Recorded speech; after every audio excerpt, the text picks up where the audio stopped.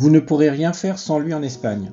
Acheter une maison, une voiture ou une télé, en fait, on vous le demande tout le temps. Une livraison de colis, une ouverture de compte bancaire, pour ouvrir une ligne internet, un mobile, un contrat d'eau, d'électricité, jusqu'à travailler et créer une entreprise, il nous faudra ce NIE.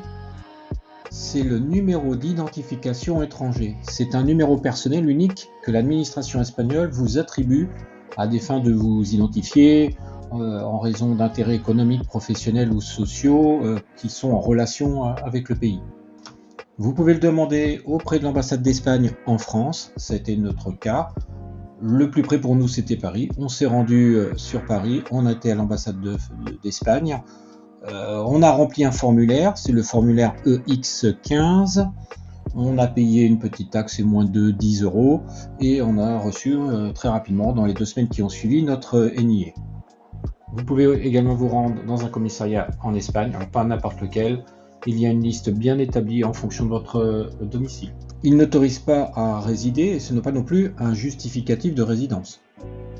Allez voir sur le site officiel exteriores.gov.es. Vous savez, c'est un petit peu comme les .gouv.fr en France.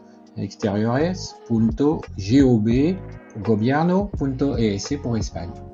Et si vous êtes retraité, vous voulez passer un petit peu de temps ici en Espagne, que vous voulez acheter une résidence secondaire, il vous faudra également. De passage de vacances ou de séjour de moins de 3 mois, pas besoin. Une autre démarche, le padrón.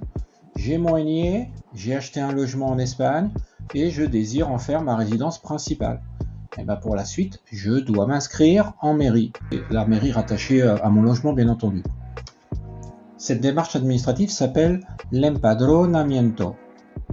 C'est un registre administratif municipal, on l'appelle plus simplement le padrón. Il faut donc s'adresser en mairie pour cette démarche qui est gratuite.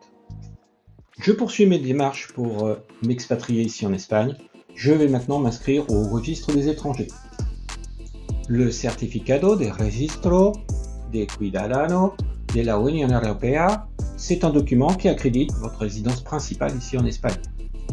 Obligatoire si vous résidez une fois de plus de 3 mois. Il vous servira pour justifier de votre résidence habituelle ici. Vous allez vous rendre au bureau des étrangers, c'est dans un commissariat de police, il y a une liste sur internet en fonction de votre lieu de résidence. C'est une démarche présentielle. Alors, on vous demande un certain nombre de documents, bien évidemment. Les NIE, on l'a déjà. Le padrón, on n'est pas sur mairie. La vida laboral, c'est un contrat de travail ou un justificatif comme quoi vous avez installé votre entreprise ici en Espagne. Justificatif aussi de retraité, par exemple, d'un autre pays, ou l'immatriculation en tant qu'étudiant. Il vous faudra remplir le Modeleo EX18, l'équivalent de notre CERFA en France. Il vous faudra également vous acquitter d'une petite taxe, la 790,012, avant de faire la demande de registre. Vous avez tous les documents, vous prenez rendez-vous avec le commissariat concerné, vous rendez ce jour-là et vous présentez tous les documents. La carte verte vous sera délivrée immédiatement. La carte verte, c'est le certificat de Registro de Ciudadano de la Unión Europea. Tout ça vous paraît un petit peu compliqué.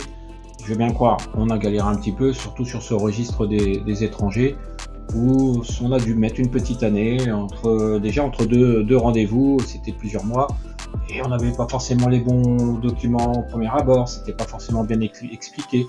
Voilà, donc on n'hésite pas aussi à se faire aider par un avocat ou un gestor. Ça fera l'occasion d'une vidéo prochainement. Pour aller encore plus loin, pour bien faire, il faudrait s'enregistrer sur le registre français établi hors de France. Donc ça se fait au consulat du pays où vous vivez, ici en Espagne par exemple. C'est ce qu'on appelle l'inscription consulaire. Bien qu'elle n'est pas obligatoire, elle est vivement recommandée. En fait, ça va faciliter vos démarches administratives françaises. Votre droit de vote, par exemple, pouvoir voter à distance, ou des demandes de documents d'identité par exemple. L'inscription est gratuite et valable 5 ans. C'est pas obligatoire, mais vivement conseillé. Vous avez votre NIE, vous avez le padrón, vous êtes inscrit au registre des Ciudadanos. Dites-le nous en commentaire. Cela est facile pour vous d'obtenir tous ces documents. Bonne démarche. À la próxima. Hasta luego.